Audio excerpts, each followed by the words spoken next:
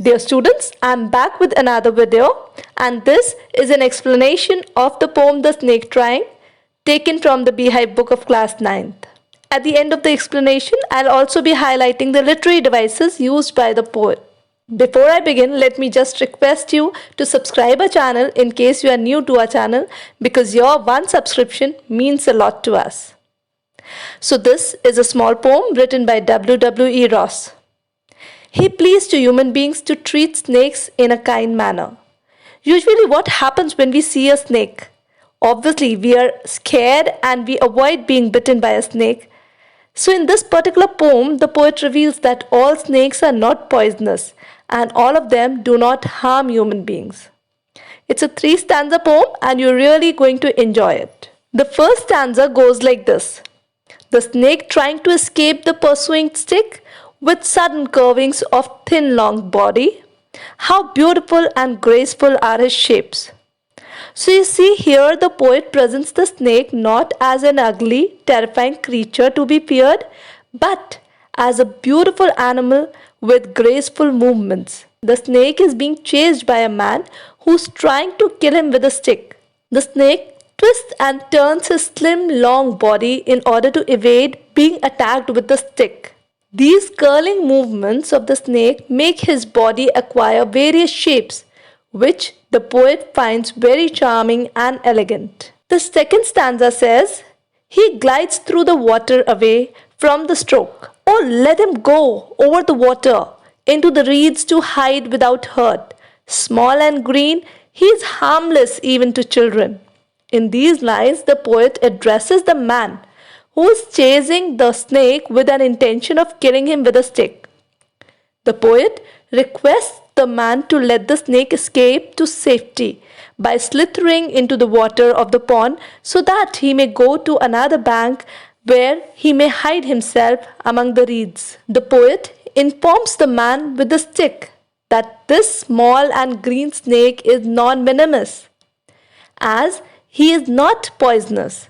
He cannot cause any harm even to children.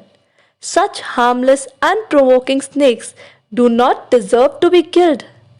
The third and the last stanza says, along the sand he lay until observed and chased away, and now he vanishes in the ripples among the green slim reeds.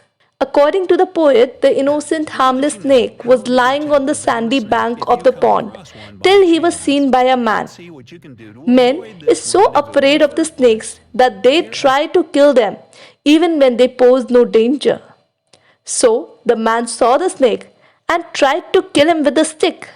The snake until now was basking comfortably on the sands and had to flee there to escape the attack. He moved into the water body, glided over it to the other side, creating ripples in the water, and then went on to hide himself among the green reeds. The snake himself, being green, could easily hide by merging with the green reeds. Now let me throw light on the literary devices used by the poet. The main literary device that the poet has used is transferred epithet. If you remember, I've already told you that a transferred epithet is an adjective that grammatically qualifies a noun other than the person or thing it is actually describing. So here, in this particular poem, the transferred epithet has been used in the line to escape the pursuing stick. Here, the adjective pursuing is used with stick, but it is not intended to show that the stick is pursuing. Actually, it is suggested that a man with a stick in his hands is chasing the snake. Hence, the epithet, that is the adjective, is transferred from the person to the stick. Rhyme scheme of the poem.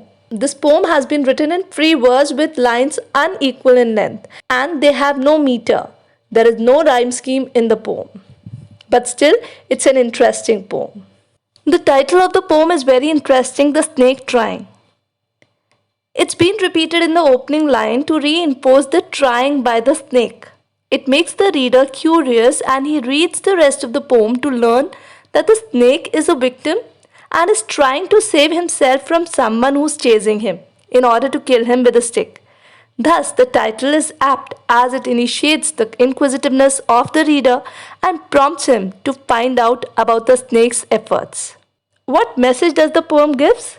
In very simple and clear words, it conveys the message that all creatures of nature need to be treated in a kind and sympathetic manner. Even snakes must not be attacked because they do not bite unless they sense a danger to their lives. Moreover, there are certain varieties of snakes that are not poisonous and hence harmless. With this, I come to the end of the explanation of the poem. Hope you were able to understand it clearly.